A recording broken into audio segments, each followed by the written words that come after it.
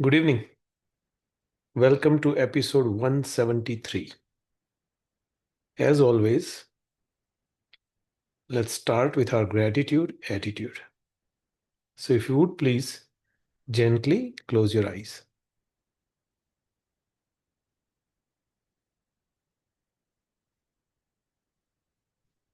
Take a deep breath. As you exhale, relax your body.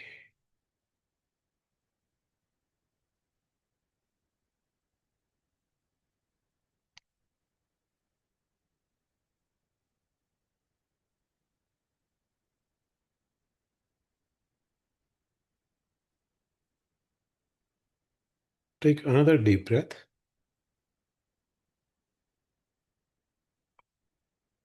As you exhale, let all your stress melt away.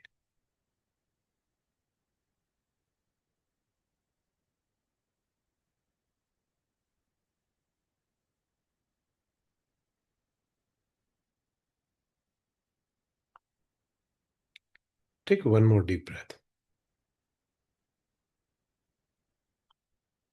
As you exhale, completely relax yourself.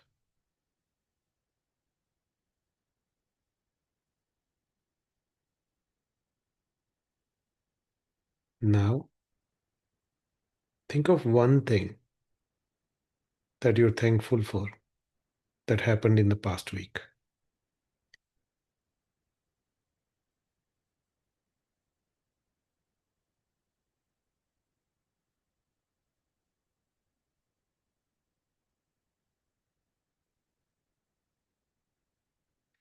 Once you identified that, think about why you're thankful.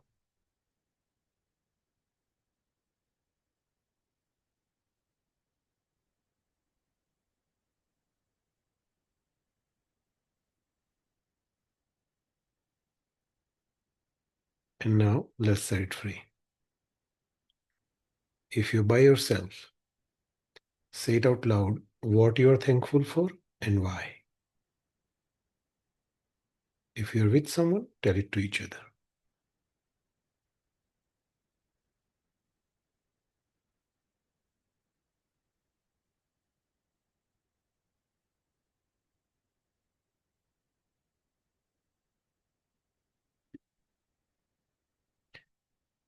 All right.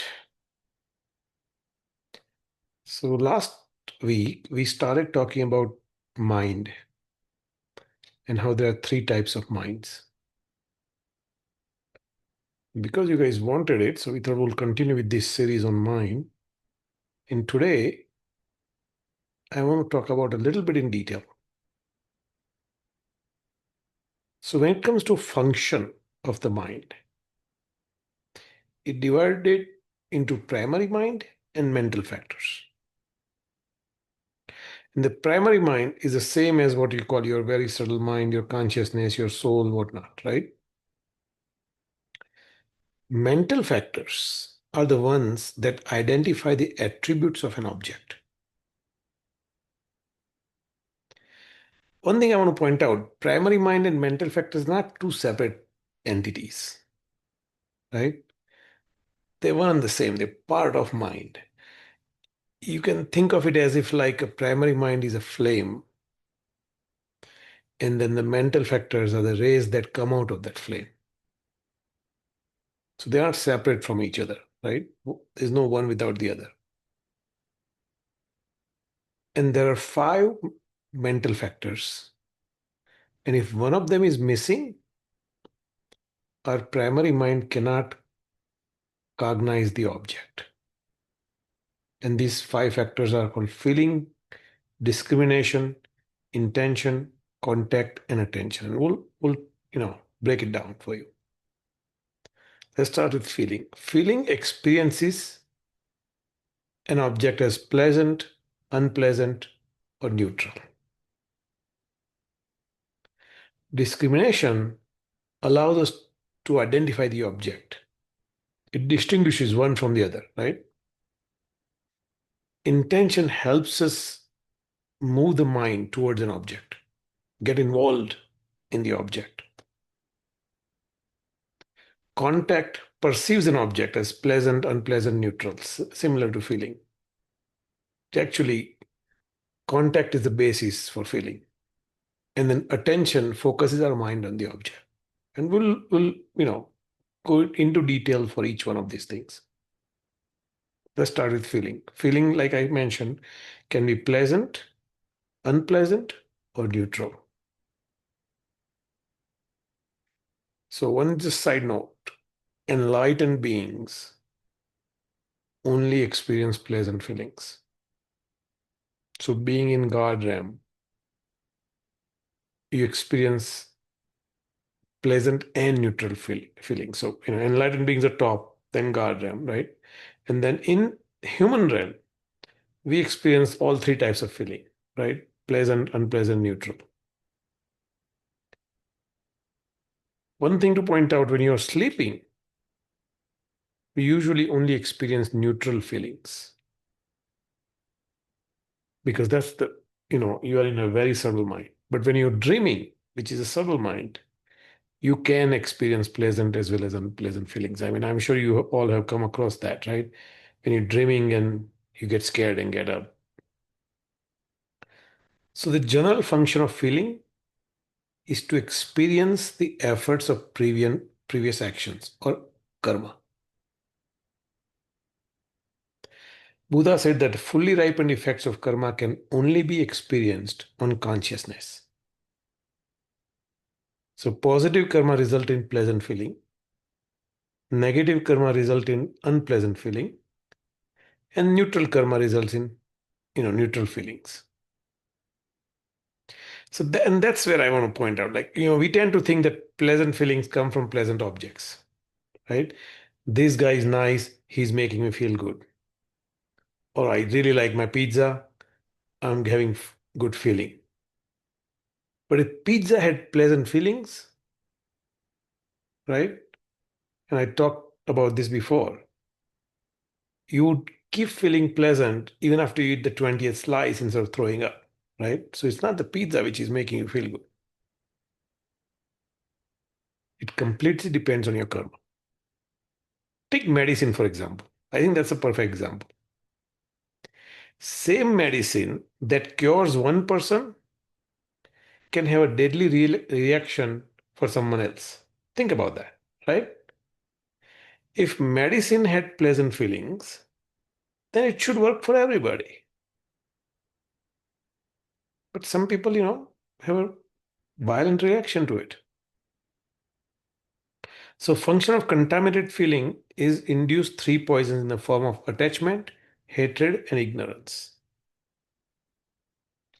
I'll give you an example. I know I just said a lot in there, but we usually take three poisons, right? Attachment, hatred, and ignorance is what causes all of our problems. Because when we develop contaminated pleasant feeling, even if it is pleasant feeling, we develop craving or attachment. This is because delusions that we carry with us from our past karma. If we mastered our delusion, right, then the pleasant feeling will be just pleasant, no attachment. So, reason we get attachment is because of the self-grasping, right? We grasp at this I so strongly that someone makes you feel good, you are immediately attached to them. So it's important for us to become free from self-grasping. Because once our self-grasping, our sense of I, our strong ego, once that is gone, the feelings are pure.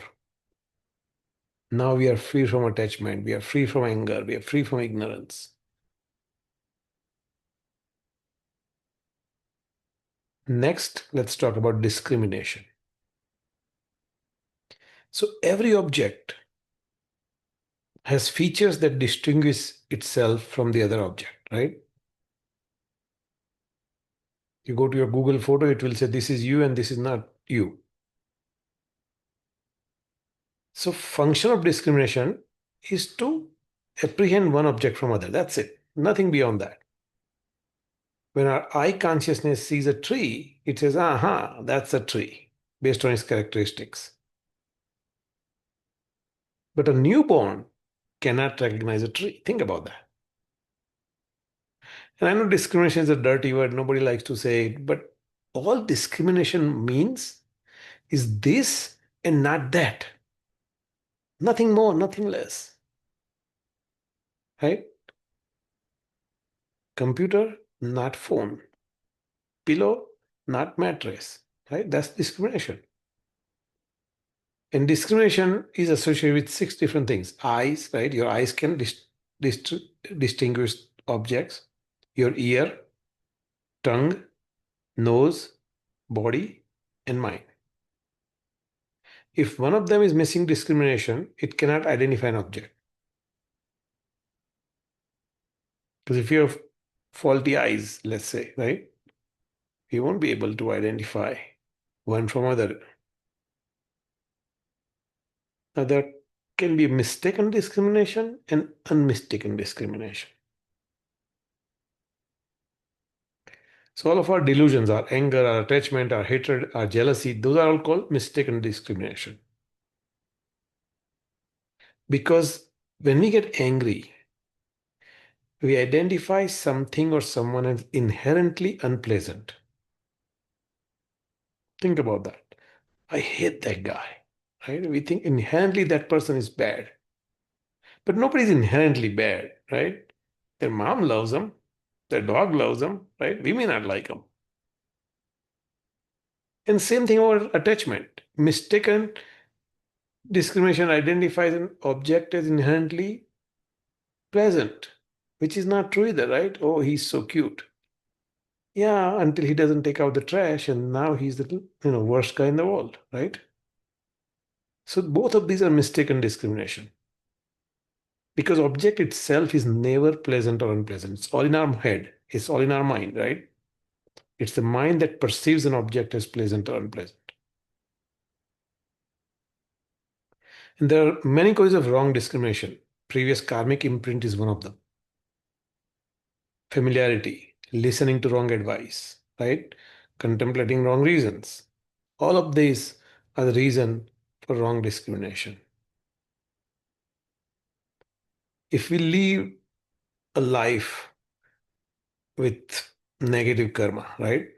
Then we develop wrong thoughts as a way to justify our choice. But clear and correct discrimination helps us make positive choices. And that helps us create virtuous karma. Next mental factor is intention. All intention does is puts a focus on an object. You know, sometimes you're in a room, well, even you're in meditation and your mind wanders off, right? Totally different place. Because our intention associated with inner winds is carrying our mind to a different object. Principal function of intention is to create karma. And when we had a karma uh, workshop, right, we talked about this, that karma is what? It's a body, speech, or mental action initiated by mental intention, right? If there is no intention, there is no karma. The next mental factor is contact. So contact perceives an object again as pleasant, unpleasant, neutral. And contact doesn't have to be like, touching, right? It could be eye, ear, tongue, nose, body, mental, same as feelings, right? And then the final mental factor is attention. Attention has four functions. First, it focuses your mind on a particular object. That I want to do this. Then it fixes the mind on that object, laser like. Then it prevents the mind from moving from that object, right? Like, when you are, whether you're drawing something, work or something, when you're totally engrossed in an activity, right? People could be dancing around you and you won't care. Nothing will bother you, right? Because your attention is there. You have a single focused attention. It serves as a basis for our mindfulness and concentration, right? So that's what we need to learn, is to make a single pointed attention so that we can become mindful and we can concentrate.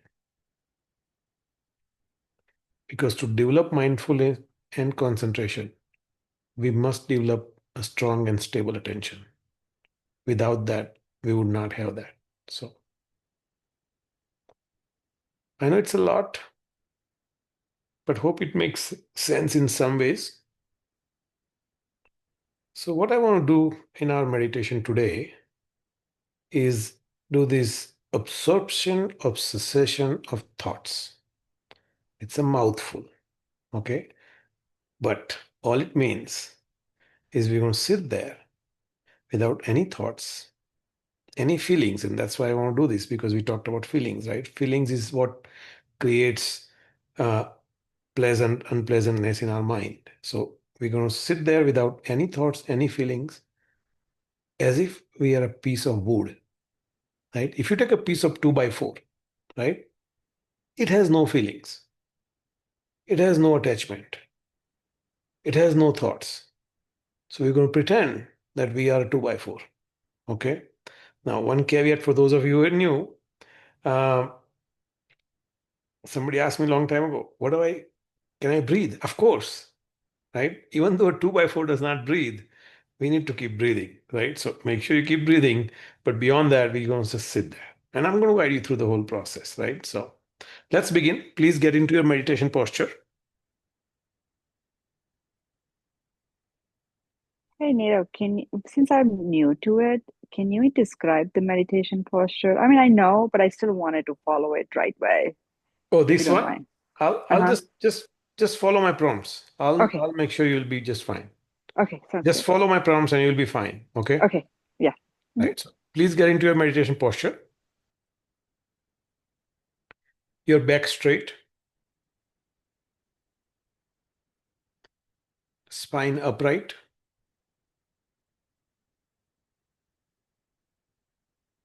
shoulders leveled.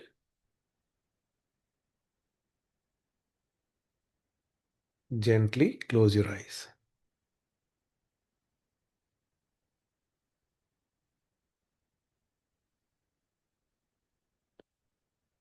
Keep your mouth just a little bit open, so any stress you may have in your jaws will dissipate.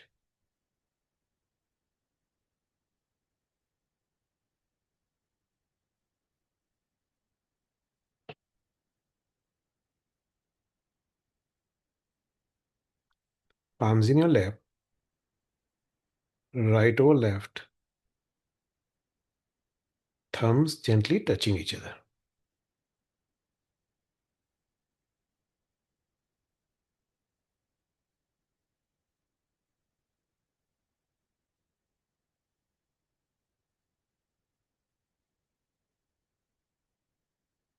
Take a deep breath. As you exhale, see all your stress drip away.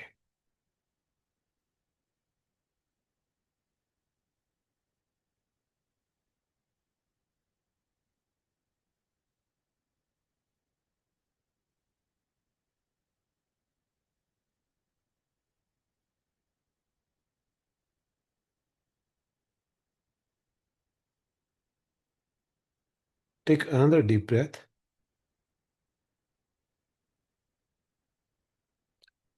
As you exhale, let your body completely loose like a rag doll.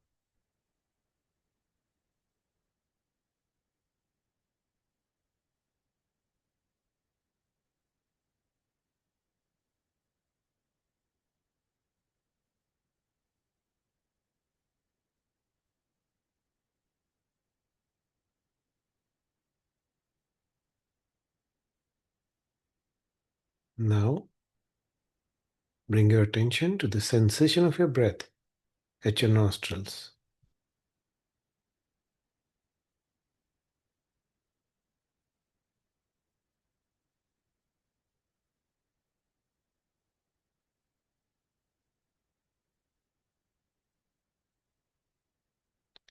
Feel the cool air as you breathe in.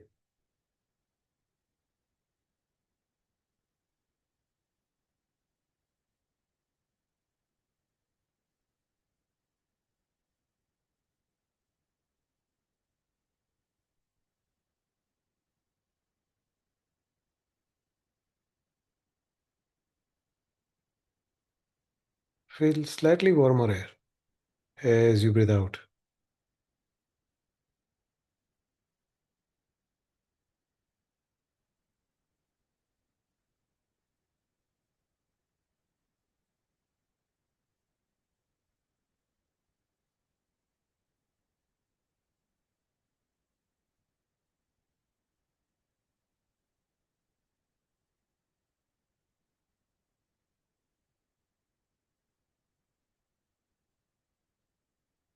Keep your attention on your breath for about a minute or so.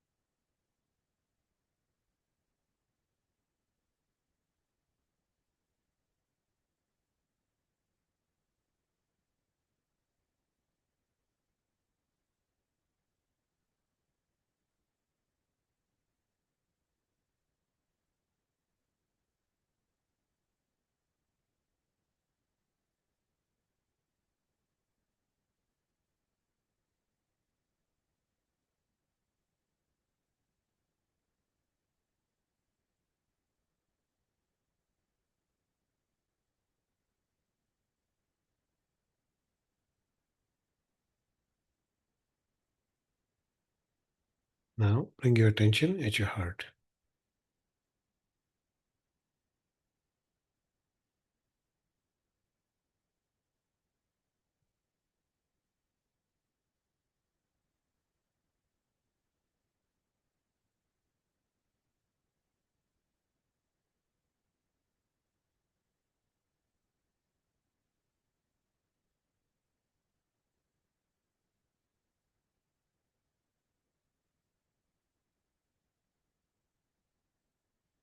Imagine everything that happened before this moment melts into light and disappears.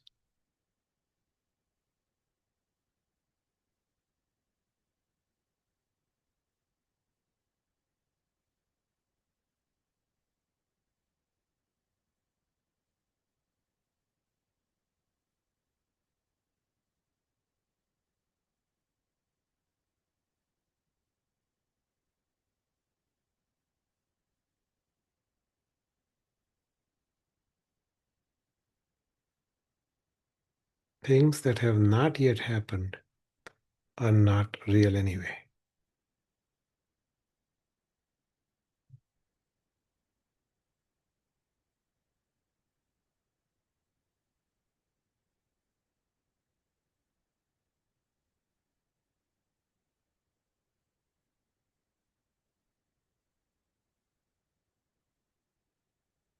So it's just this moment.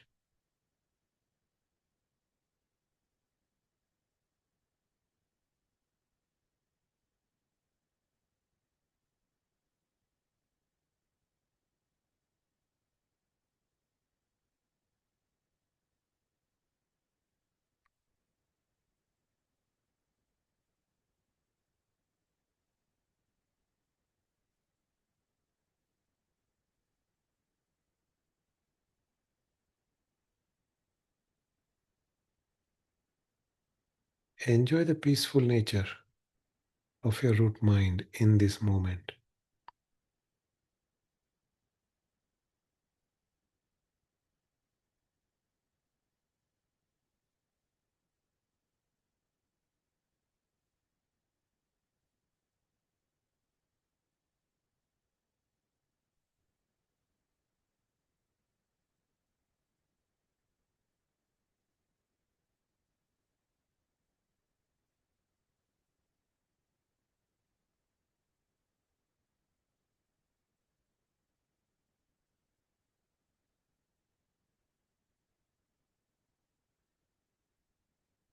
Let this peaceful moment bring the next peaceful moment.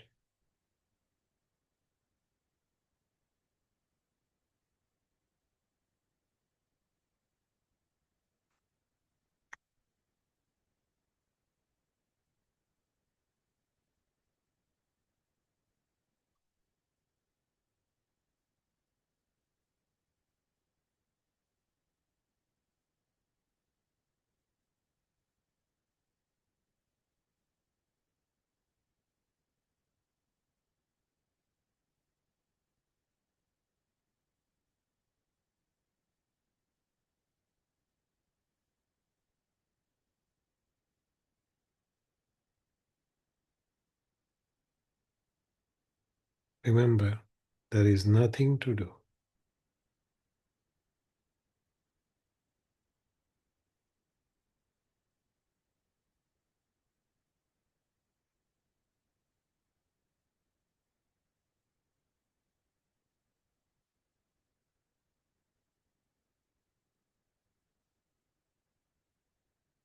There is nowhere to go.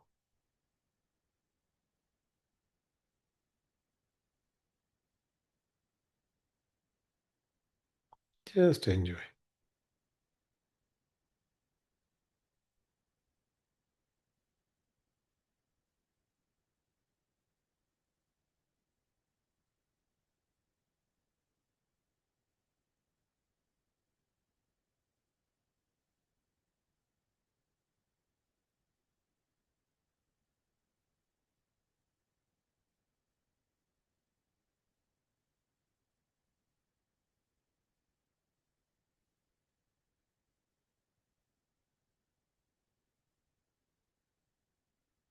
Now, imagine you are a piece of wood. A piece of wood has no feelings, it has no thoughts, it has no attachment. So just sit still, like you are a piece of wood.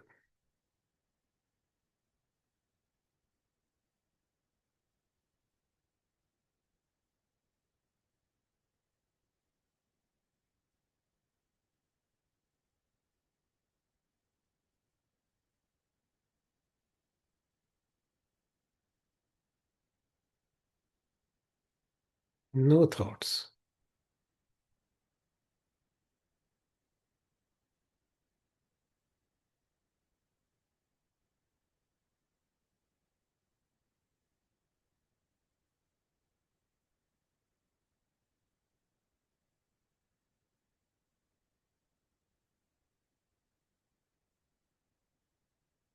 No feelings.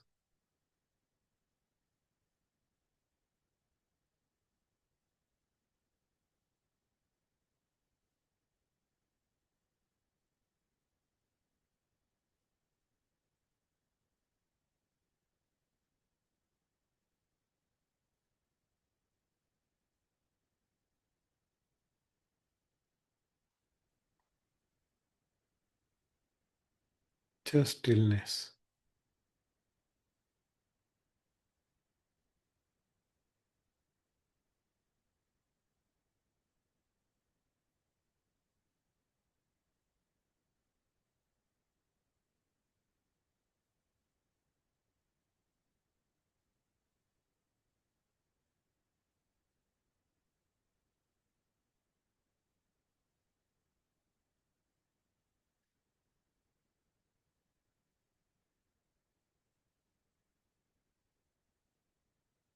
Just sit still without any thoughts or feelings.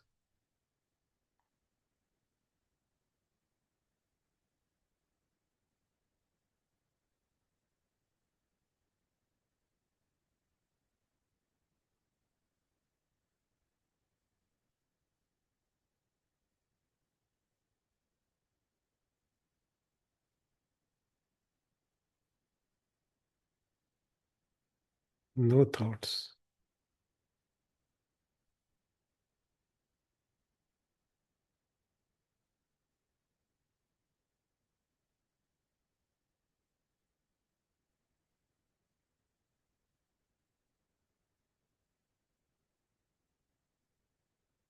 No feelings.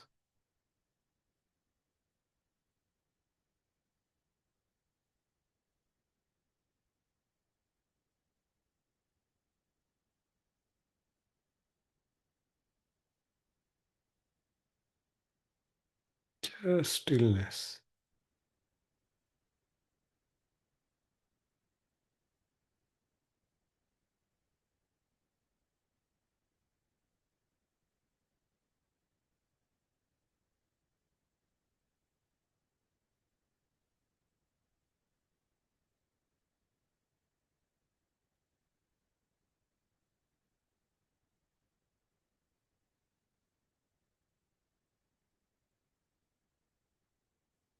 When you're ready, gently open your eyes.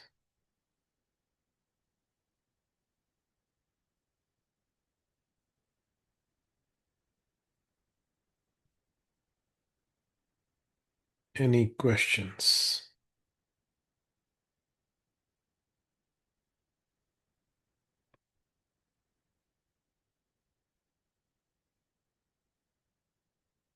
Okay, go ahead. So, happiness, bliss, these are always in the present moment.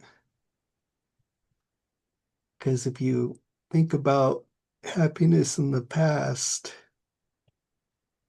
it gets contaminated by your thinking, your interpretation.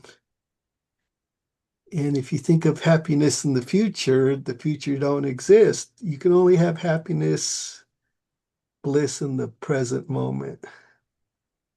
And that's the key piece is that if you live in the moment, right, without thinking about past or the future,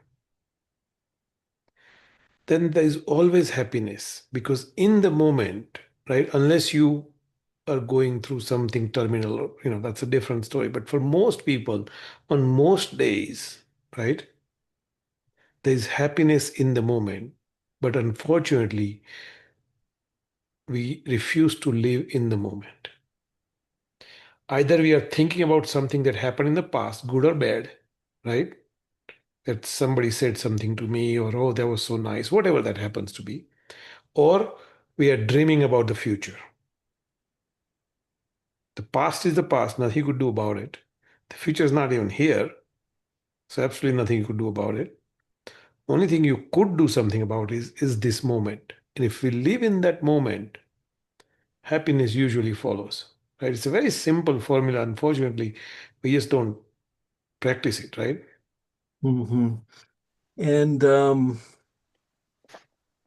if you encounter somebody that's negative or toxic or even narcissistic, you need to get over. You should look at it as your own karma ripening, right? Exactly. Your Not karma those. which brought you there, right? Two people come together or two living beings come together because of their karma. Absolutely correct, right? Um, I had this, I think I said this before once, that I have this uncle, and, this one guy who'd always be at his house, and then all of a sudden I don't see him. I ask him, what happened? He says, well, our karma must be over, right? I mean, he was matter of fact about it, and there's so much truth to that, right? Two living beings come together because of our karma. And one thing I want to point out, you mentioned negative people and whatnot, right? So no one is negative all the time, Hmm. right? One negative for one person may not be negative for other. They may be positive for someone else, right? So Sadhguru, I think, often says this. He says that treat the people not based on their past behavior with you, but based on this current conversation.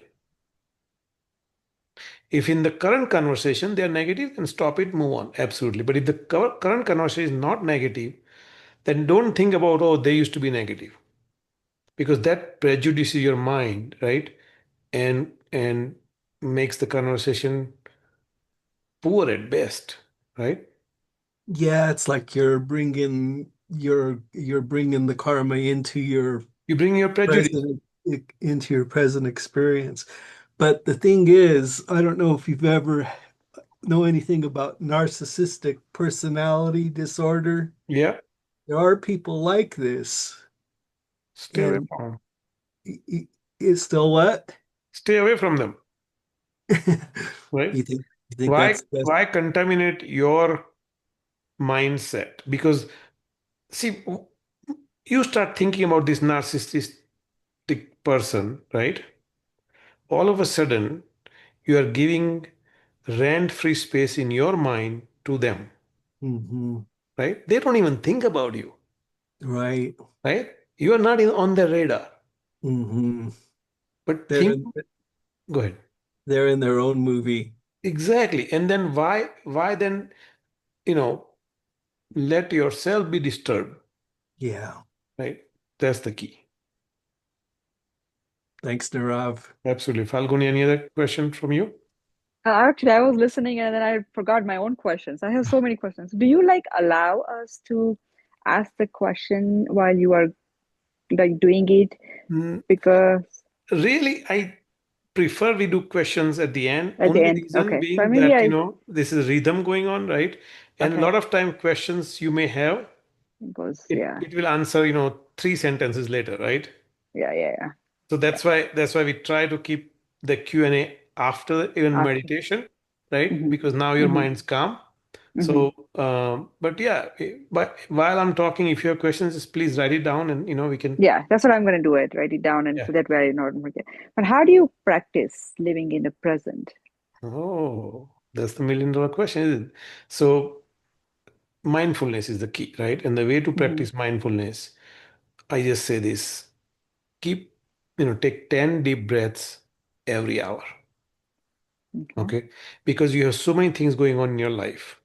But Mm-hmm. when you take deep breaths, right, you are in the present because your mind cannot multitask. It's a myth.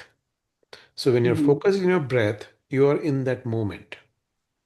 Okay. Once you are in that moment, hopefully you can forget everything that happened before this moment, before that moment, right? Right. And hopefully that positive momentum carries you through at least another hour, and then you take another 10 deep breaths. So Okay. that's the best way to stay in the present is to, just be mindful that, hey, because, we all get upset. Absolutely. Yeah. Mm-hmm. So, you take deep breaths, that wipes out your, slate clean, and now you Mm-hmm. start all over again. Hopefully it carries for at least another hour. Okay. I'm going to try doing that. Yeah, try it. Let me Yeah, know how it works. absolutely. Yeah, absolutely. All right. Thank you. Yeah. All right. I'm going to stop recording. Any other questions, Art? I'm good. Thank you. All right. I'm going to stop.